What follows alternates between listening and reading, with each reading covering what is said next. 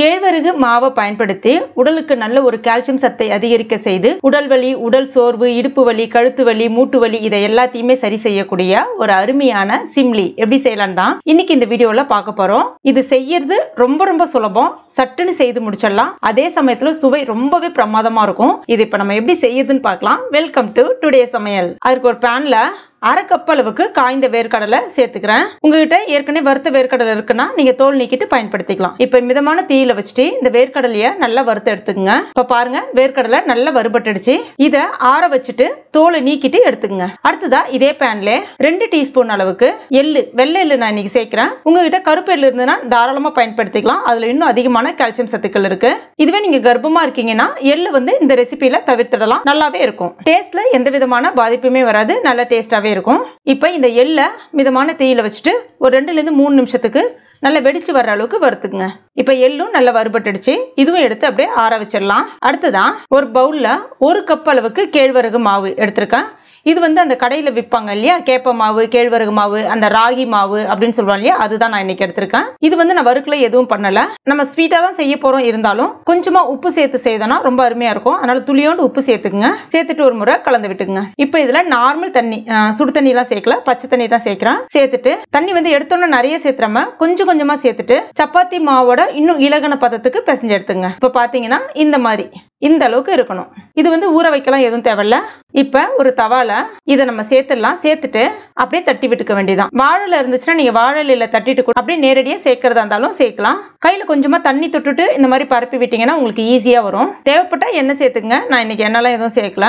மிதமான தீயில வச்சுட்டு வேக விடுங்க. பொதுவாகவே பாத்தீங்கன்னா கேழ்வரகு மாவு சாப்பிட்டா, அதாவது ராகி மாவு சாப்பிட்டா சில பேருக்கு சளி பிடிக்கும், இல்லைன்னா செரிமான பிரச்சனை இருக்கும் அப்படின்னு சொல்லுவாங்க.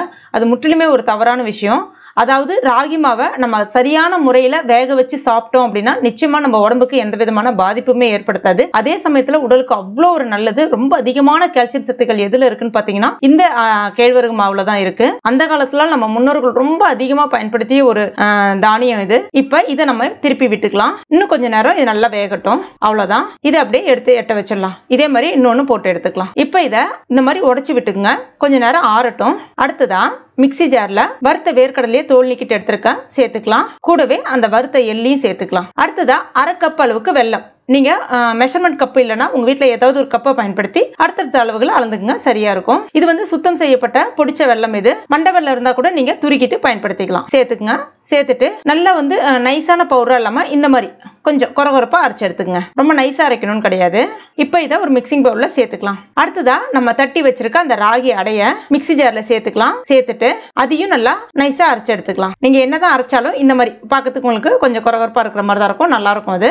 இப்ப அதையும் இது கூட சேர்த்துடலாம். சேர்த்துட்டு உங்களுக்கு விருப்பப்பட்ட நெய் சேர்த்துக்குங்க, 1 ஸ்பூன் அளவுக்கு. இப்ப இதுல கொஞ்சமா ஏலக்காய் பொடி சேர்த்துட்டு இப்ப இது எல்லாத்தையுமே நல்லா ஒன்னோட ஒண்ணு கலந்து விட்டுக்கலாம். இப்ப எல்லாத்தையும் நல்லா கலந்து விட்டுட்டேன். அப்படியே எடுத்து உருண்டை பிடிக்க வேண்டியதான். நல்லா உருண்டை பிடிக்க ரொம்ப சௌரியமா வரும். அவ்வளவுதான். ஒரு சூப்பரான ராகி சிம்லி ரெடி ஆயிடுச்சு.